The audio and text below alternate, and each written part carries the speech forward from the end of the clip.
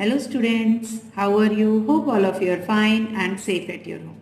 Students, today we will start our next chapter from our Movements English Supplementary Reader for class 9th, The Beggar. Now before starting the story students, first we know that what induced the beggar Lashkov to change his ways. Let's read and find out. In this chapter we find out that what induced the beggar, कि किस बात ने भिखारी लश्कोफ को अपने जीवन के तरीके बदलने के लिए मजबूर किया और प्रोत्साहित भी किया। तो ये जब हम रीड करेंगे लेसन उस समय हमें ये सारी चीजें समझ में आएंगी। Now start it with reading. Kind sir, have pity, turn your attention to a poor hungry man. For 3 days I have had nothing to eat. I haven't 5 kopecks for a lodging. I swear it before God.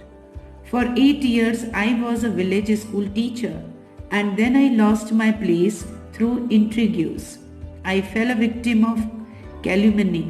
It is a year now since I have had anything to do. Here there is a poor man who asked for some money to the author that he was hungry.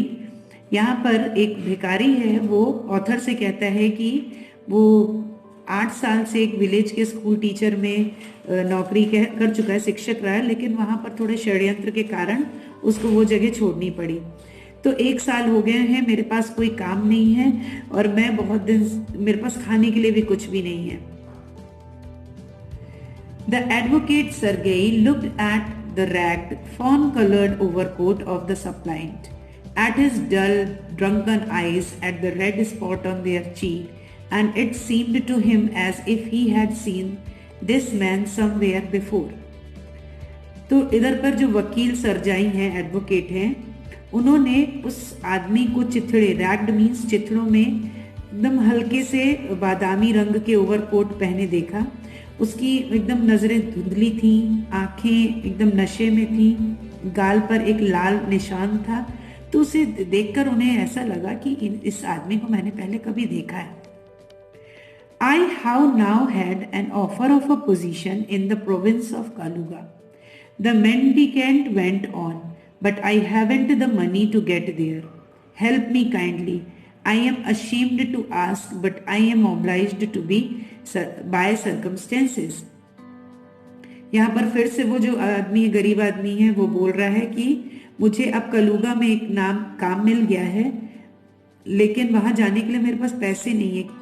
कृपया मेरी मदद कीजिए। मुझे मांगने में शर्म आ रही है, लेकिन मैं क्या करूं, परिस्थितियों से मारा हूं। Sergei's eyes fell on the man's overshoes, one of which was high and the other low, and he suddenly remembered something.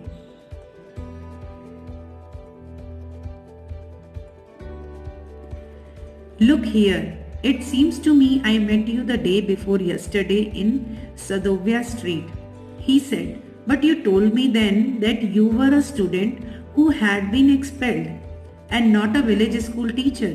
Do you remember?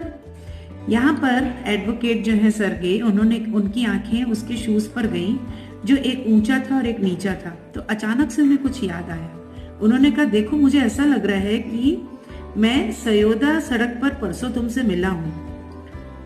तो तुमने तो मुझे कहा था कि तुम एक स्टूडेंट हो और तुम्हें स्कूल से निकाल दिया गया है, ना कि एक टीचर बताया था। तुम्हें याद है तुमने ऐसे कहा था?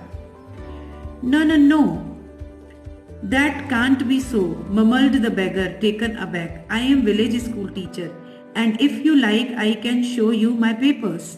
Have done with lying. You called yourself a student and even told me what you had been expelled for. Don't you remember? Sergei flushed and turned from the ragged creature with an expression of disgust. तो यहाँ पर जो beggar है वो बोलता है, नहीं, ऐसा नहीं हो सकता।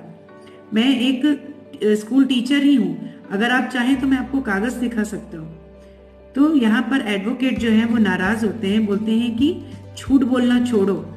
तुमने अपने आप को स्टूडेंट बताया था और यह भी बताया था कि किस कारण से तुम निकाले गए हो। याद आया तुम्हें? अब जो सर्गेई है वो बहुत उनको गुस्सा आ रहा था, तो उन्होंने बहुत डिस्गस्ट एक्सप्रेशन से उसको देखा। This is dishonesty, my dear sir, he cried angrily.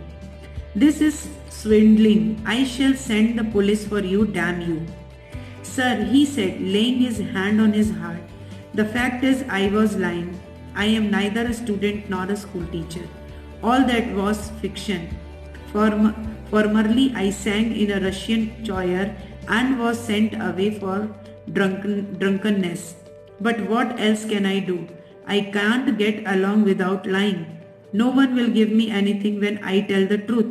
What can I do? तो यहाँ पर वो बोलता है, ऑथर बोलता है, एडवोकेट बोलता है कि ये झूठ, ये बेईमानी है, ये धोखाधड़ी है, और इसके लिए तो मैं तुम्हें पुलिस को भी दे सकता हूं, तुम्हारा बहुत बुरा होगा।